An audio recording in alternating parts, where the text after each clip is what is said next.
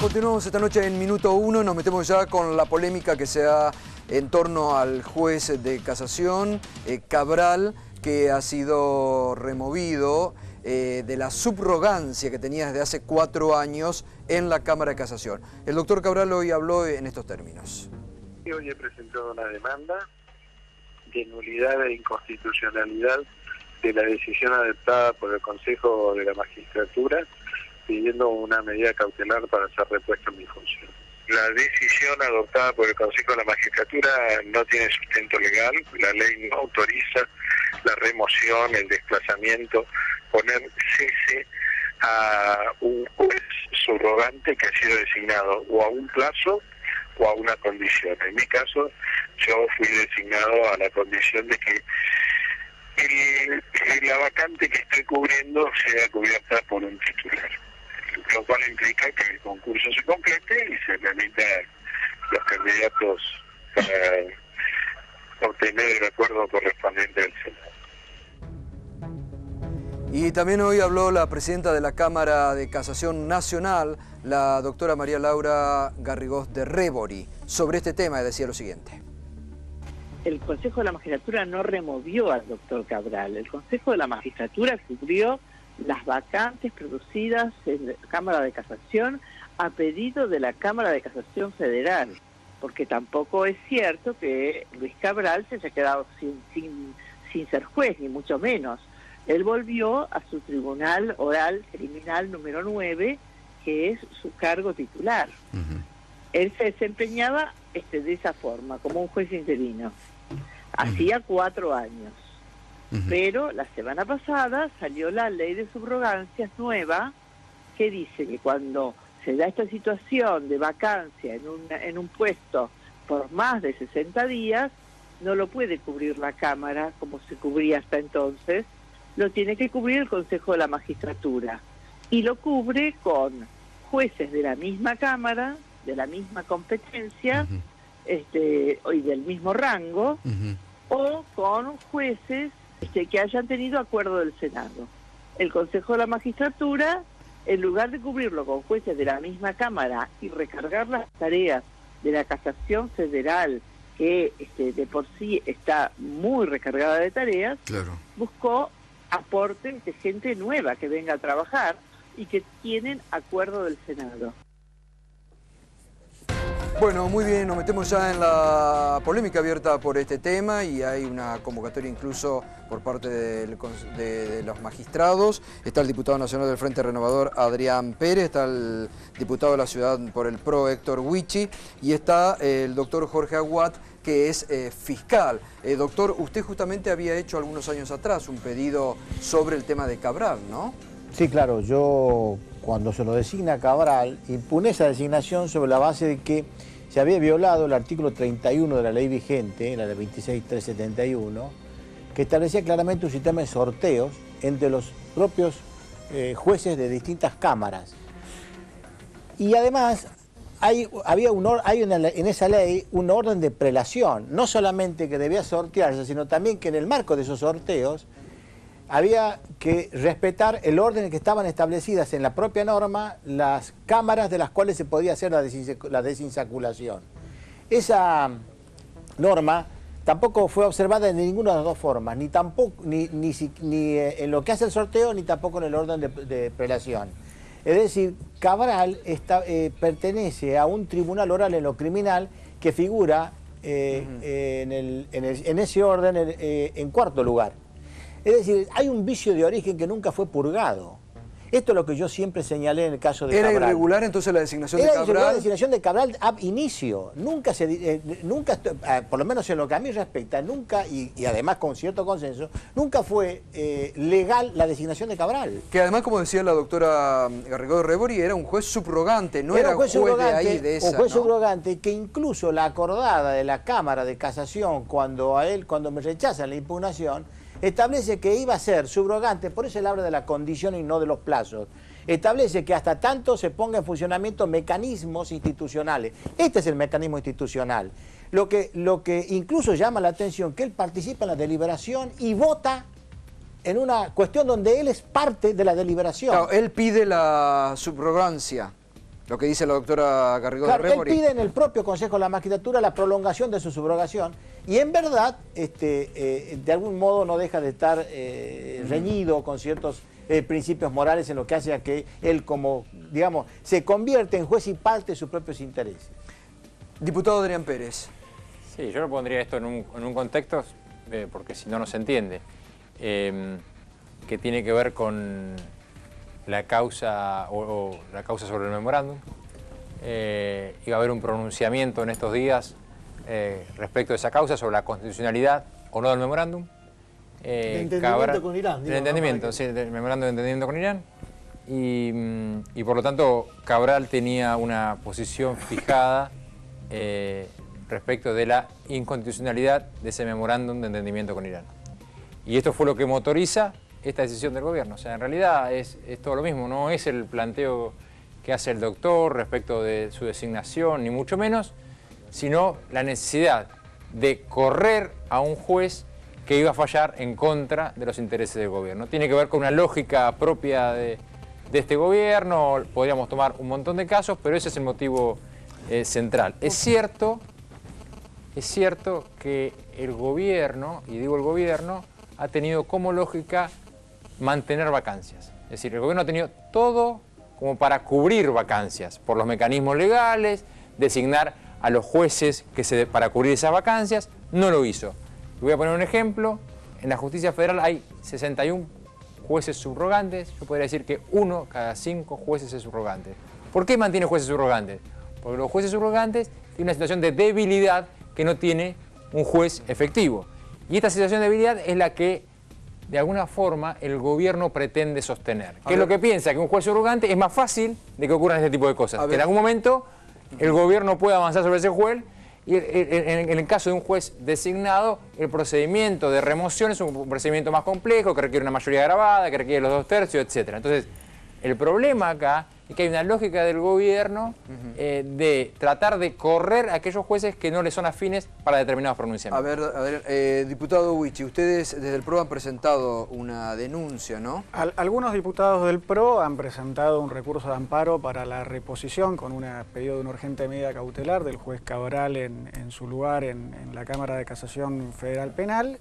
Y tengo entendido que ha habido otra presentación haciendo una denuncia contra los consejeros que tomaron esta decisión. Pero como decía Adrián, acá me parece que el tema excede el caso de Cabral y el caso del memorándum. Esto no es sino más que otro hito más en una política donde el problema es el artículo 1 de la Constitución para el gobierno kirchnerista, que dice que tenemos la forma de gobierno representativa, republicana y federal. Y dentro de lo republicano, uno de los pilares es la independencia del Poder Judicial, y esto al gobierno le molesta. Pero no le molesta de hoy, le viene molestando desde el 2006, cuando modificó la ley del Consejo de la Magistratura, se agravó a partir del 2013, cuando mandó ese paquete bajo el eufemismo de democratizar la justicia, que lo que era tener una justicia adicta, y se ha agravado todavía más a partir de enero, donde podemos citar varios hitos. Este es uno más y yo creo que no es el último, que detrás de este van a venir Ahora, otros. el fiscal está hablando de hay una situación irregular, de hecho, digo, la designación. Hay dos cuestiones que me parecen importantes, lo que ellos dicen y que es gravísimo.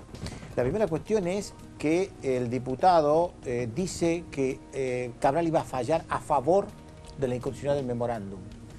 Es decir, marca claramente que hay un anticipo de opinión. Es decir, ¿cómo saben ellos que Cabral iba a fallar en ese sentido? Es gravísimo desde lo institucional que se pretenda defender una posición sobre la base de la violación de normativas. Porque en verdad, un juez no tiene que anticipar opinión. Si Cabral hoy lograse que el amparo progresara, el amparo o la cautelar progresara, hoy debería ser recusado por haber anticipado opinión de su fallo. No, bueno, por eso se dio cuenta Cabral de esto, porque lo que también dijo un columnista el fin de semana, que tenía el voto guardado en la caja fuerte, y el propio Cabral tuvo que salir a desmentir a ese columnista. De modo tal de que esto que afirma el diputado se desvanece solo con la propia declaración de Cabral. Es una simplemente especulación de tipo política para generar en torno a esta situación un escenario de arena política que no tiene nada que ver con el caso Cabral y con la razón de su impugnación. A ver, Adrián. No, me parece que primero que uno trata de no ser ingenuo. Segundo, que leer los diarios. No es que yo hablé con Cabral, es que hay que leer los diarios para que todo el mundo señala cómo venía, cuál estaba. Es igualmente grave, es igualmente grave. Lo que digo es, y saco el tema Cabral. Esta ha sido la acción del gobierno en general. La acción del gobierno en general ha sido tratar... Pero no salgamos por la tangente, cambiando el eje de la discusión para generar otro tipo de debate. Si estamos hablando de Cabral, sigamos con Cabral, porque el problema de Cabral es que no tiene el desenlace de la situación de Cabral. Quedan ustedes sin ningún tipo de argumento. Por eso cambian de escenario. Salimos a hablar del gobierno cuando estamos hablando de Cabral. Y el tema de Cabral, cuando yo señalo que la situación de Cabral era naturalmente irregular, que el haber anticipado opinión sobre el fallo y hacer de la inconstitucional del memorándum el argumento central de la destitución es un arma absolutamente anómala y viciada. No se puede aceptar esto. Esto es la institucionalidad que está en crisis. Que es precisamente el hecho de que se ventilen cuestiones ajenas, cuestiones internas de un fallo que todavía no se conoce y que se anticipe opinión. Esto es grave desde la crisis, desde la institucionalidad. Es mucho más grave lo que ustedes señalan que la decisión del Consejo, que además es legítima y que ustedes la cuestionan. ¿Sí? La acordada, si ustedes no conocen la situación, conozcan, primero lean las acordadas de la Cámara de Casación. La Cámara de Casación dijo, la situación de Cabral queda supeditada hasta que se resuelva, hasta que se defina los mecanismos institucionales. Cuando sale la ley 27.145, a la luz y al abrigo de esa ley, la propia Cámara de Casación le pide al Consejo de la Magistratura que resuelva la situación de Cabral. El problema está, y que no va solamente Cabral, van otros 3 jueces, que precisamente la línea argumental por la cual se lo saca a Cabral es un problema de déficit en su propia función jurisdiccional. Ustedes no asistieron ni siquiera a la sesión del Consejo y hablan sin saberlo. No dice eso la resolución 180. En ningún momento hace la resolución en sus considerandos o en su motivación expresa, hace ninguna mención al mal funcionamiento de la sala o al mal desempeño de Cabral o que no cumpliera sus tareas o que no pudiera fallar. Y si fuera así, no es responsabilidad solo de Cabral, también es responsabilidad de los otros jueces y tendrían que abrir y denunciar a los otros jueces que eran corresponsables de esa situación que se le imputará en todo caso al juzgado, no a uno de sus jueces. ¿Cabral perdió su condición de juez? Pregunto. En absoluto, él sigue siendo juez del tribunal al que perteneció siempre. Lo que perdió hoy por decisión del órgano institucional en el marco de la ley es su función de subrogante, que estaba supeditada a esta situación que se dio. La condición por la cual él estaba como subrogante hoy cesó. Precisamente al darse la condición se configuró la situación que motiva a ver, diputado Pérez, el gobierno intenta siempre dar una discusión sobre una persona, ¿no? Y luego entonces vienen... Ese es el tema. No, porque no es el tema. Voy a explicar por qué no es el tema. Porque este gobierno designó, por ejemplo, un código de procedimientos, un código procesal penal nuevo para designar 17 fiscales. ¿Qué designó? Rápidamente, 17 fiscales subrogantes. Rápidamente trató de cubrir con fiscales subrogantes y en general cuando uno mira esos fiscales subrogantes son fiscales con afinidad sobre el gobierno. Entonces el tema no es Cabral, el sargento Cabral o Pepe o Pepito. El tema es una lógica implementada del gobierno que tiene que ver con ver cómo maneja la justicia y cómo si un juez no me es afín, hago todo lo posible para correrlo y si un juez me es afín, lo sostengo. Esta ha sido la lógica del gobierno y en esa lógica se escribe Cabral. Entonces, con esa misma lógica, insisto, designaron 17 fiscales subrogantes, con esa misma lógica, cuando falleció Blanco como juez de La Plata, pusieron un juez subrogante en el Juzgado Federal de La Plata, violando las resoluciones de la Corte, que la Corte decía un secretario no puede ser subrogante. Pues bien, no importó. El gobierno impulsó la candidatura de Laureano Durán para cubrir esa vacancia con un juez subrogante. Entonces, lo que está en juego, más allá de Cabral, pero si no es una lógica. Pero no, conozco la historia. El caso de La Plata fue a pedido del propio presidente de la Cámara de La Plata, que le manda a pedir al Consejo de la Magistratura que designe. Y designaron a alguien que era secretario de un juzgado y que estaba y que la propia Corte hace cesar a un juez como Colefi, en 2 oportunidades que eso estaba mal. A ver, esperen. No se reagaron la vestidura cuando el juez que lo indagó a Mazot, una cámara lo hizo cesar. Hoy está en la calle Colefi. y Montesanti puso él el subrogante. Eso no es debilidad institucional, no hay esa situación de debilidad. Los subrogantes tienen el apoyo, esos subrogantes que usted señala, tienen el apoyo de la corporación judicial. Hay una ley de subrogancia, ¿no? Por supuesto, y esto nueva. es lo que está marcando la ley 27.145 que entró en vigencia. ¿Cómo vamos a pretender todavía seguir al margen de la ley? Hay una anomia en la institución que es gravísima y que nació precisamente, que yo lo vengo señalando con el caso de Cabral. Es gravísimo que una persona pretenda desde la ilegalidad adquirir derechos. La ilegalidad no da derechos. No le dieron lugar a su impugnación. Pero además vota él mismo. Pero no le dieron lugar a su impugnación. Lo que él vota no solo eso. Lo que él vota es otra cosa. Pierde la votación y va y judicializa el problema. O sea, y está en su derecho. Dijo, pero no es está así, en su derecho de judicializar, o acá no tiene derecho a ir a la justicia para que digan si se decidió conforme a derecho o no. Yo contribuyo con mi participación a darle a la ley su vigencia, no puedo luego salir a desconocerla. Él votó en contra. Si hubiera votado a favor, ese argumento sería válido. Votó en contra, no se sometió a ese régimen. Pero además quédese tranquilo, porque si es así, le van a dar la razón o no le van a dar la razón a la justicia. Cuando él dice que yo no hablo como juez y hablo como consejero, ¿de qué otro modo puede hablar una persona en el Consejo de la Magistratura si no es como consejero? Si es un órgano administrativo, no es jurisdiccional, no puede nunca hacer esa aclaración. Está anticipando su doble rol. Las dos cosas que sí son ciertas es que el gobierno, teniendo todos los mecanismos, mantiene vacancias. Que el gobierno mantiene vacancias para designar jueces subrogantes que tienen una mayor debilidad que los jueces designados en forma efectiva. Esto es muy fácil, se verifica, es así, verifiquen pero lo voy a verificar. La cantidad de casos estadísticamente. ¿Puedes dejarme hablar un poquito? Porque si yo estoy hablando y vos gritás es imposible. No. Bueno, por eso, déjame hablar, yo te escucho. Aún cuando grites te escucho. No tiene nada que ver. Bueno, permitime porque yo digo lo que yo quiero. Insisto, 61 jueces subrogantes del federal, 1 de cada 5 son subrogantes.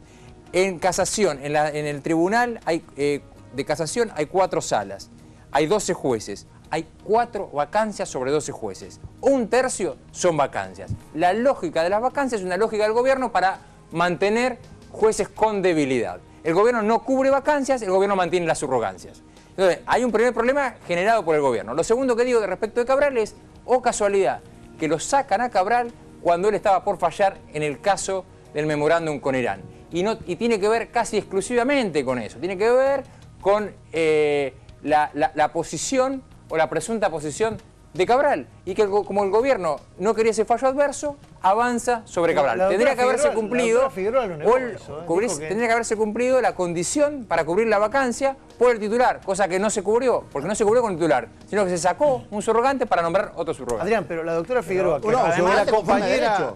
No es conforme a derecho, porque además el artículo 7 de la ley 27.145 dice que los subrogantes que actualmente estaban subrogando funciones continúan hasta tanto cese la causa que dio origen a su designación. Y como bien dijo Adrián, la causa que había dado origen a la designación era la vacancia de un titular, y eso no ha cesado porque han puesto otro subrogante. Me permiten, hacemos una breve pausa y ya volvemos. Está muy interesante la explicación del tema. Breve pausa y continuamos con este debate.